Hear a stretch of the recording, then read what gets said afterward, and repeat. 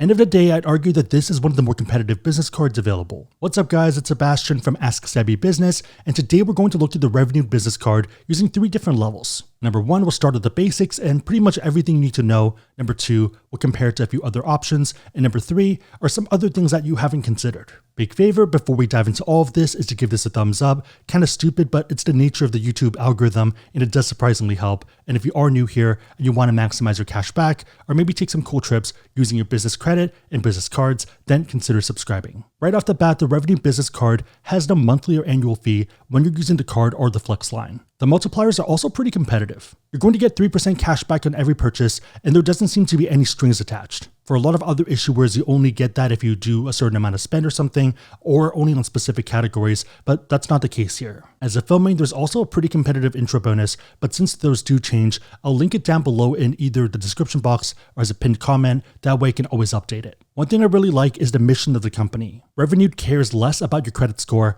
and more about your business. I think there's a huge market of people who have made prior mistakes, especially on their personal credit, who have now done better with their business stuff and who might have very successful businesses. Call me crazy, but I don't think it's fair that those people don't have access to credit due to older prior mistakes. In case you're wondering, they are okay with subprime credit and they have instant approvals and flexible spending limits based on your business revenue. Alright, so what's the catch? Taking a look into this, I don't see anything nefarious. I do think they do better underwriting, but we'll talk more about that towards the end. And in fact, we do see this underwriting in action with a lot of the requirements. Number 1, you have to be in the US and have a business that's been operating for at least 6 months. Number 2, have a separate business account with no more than 3 negative days each month. Number 3, have at least $10,000 or more in deposit volume each month. And number 4, not be a sole prop. As you can tell from all of that, they're pretty much looking for companies rather than people doing side hustles. I guess unless their side hustle is printing a ton of money and that's been working out well, in which case you kind of are a full-on business. For level 1, I think it's a pretty solid card.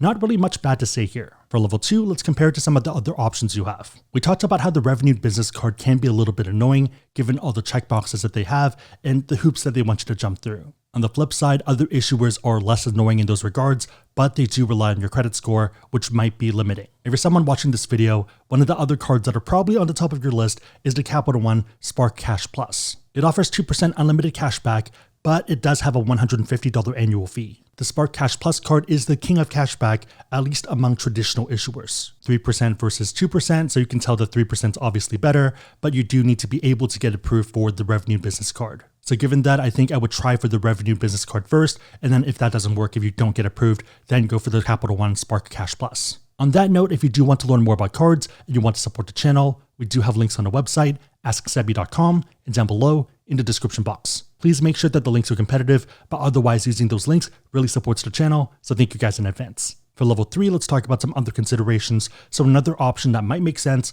and also how they make money. One of the other options that might be on your radar is the Chase Inc. Unlimited. It has no annual fee and offers 1.5% cash back. So right off the bat, it pales pretty aggressively, but there are some other details in the terms. One key thing is that with this card, you are earning Chase Ultimate Reward points, and they're tracked as points on the back end. $1 in cash back is 100 points, so 1.5% is effectively 1.5x. If you are someone that cares about aspirational travel, then these points can be substantially more useful. So for example, if you're trying to fly first or business, or go to the Maldives or Bora Bora, then you can generally get about 5 to 10 cents per point. Doing the math, that's effectively 7.5% to about 15%. And to be fair, this does require a lot more legwork, and it might be research that you don't really even want to do. Main takeaway though is that for about $2,000 worth of points, you could do a $30,000 trip. And to be fair, it does get a lot muddier as a business owner, so if you are your own thing, you don't have any other co-owners or other investors or stakeholders, then you can do whatever you want. You can take the points out, take a cool trip, no one's going to care. On the flip side, I've seen a ton of people who have had fights with their co-owners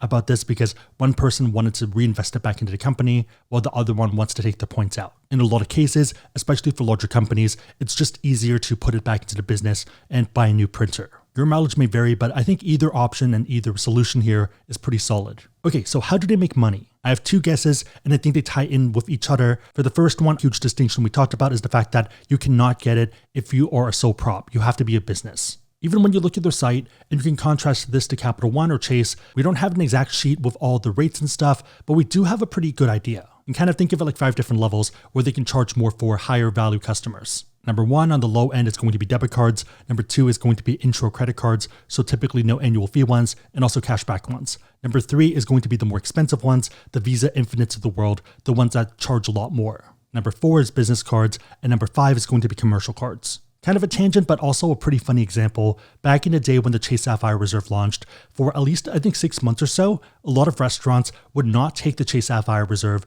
They would say that the machine's broken, but you could use plastic cards or pretty much any other cards because they knew that Visa Infinite costed them more. Either you couldn't use the card or they forced a 25 or 30% tip. Back to this video, the fact that they make more money means that they can pass you more money. The second part of this is better underwriting. So if a lot of other issuers, they do make money, but they need to kind of make up the losses from defaults. So for example, for Chase, let's say they make one widget from you and they need 100 customers to make 100 widgets.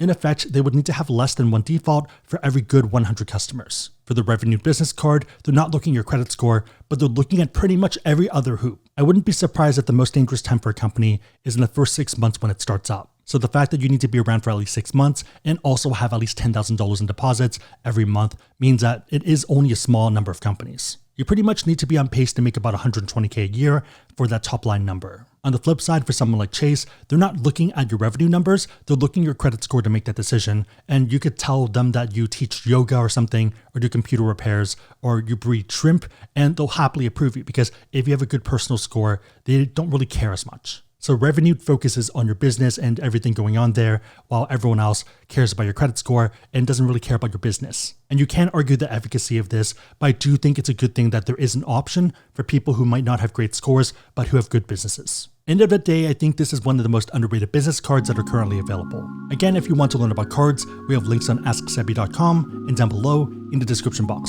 If you made it to this point in the video, then leave a credit card emoji in the comments down below, and I'll try to harden and also respond. My question for you is, what are your thoughts on the card? Let me know and everyone else know in the comments down below. Big favor, give this a thumbs up, consider subscribing, and share with anyone else who might benefit. But otherwise, hope you guys liked it. See you guys next time.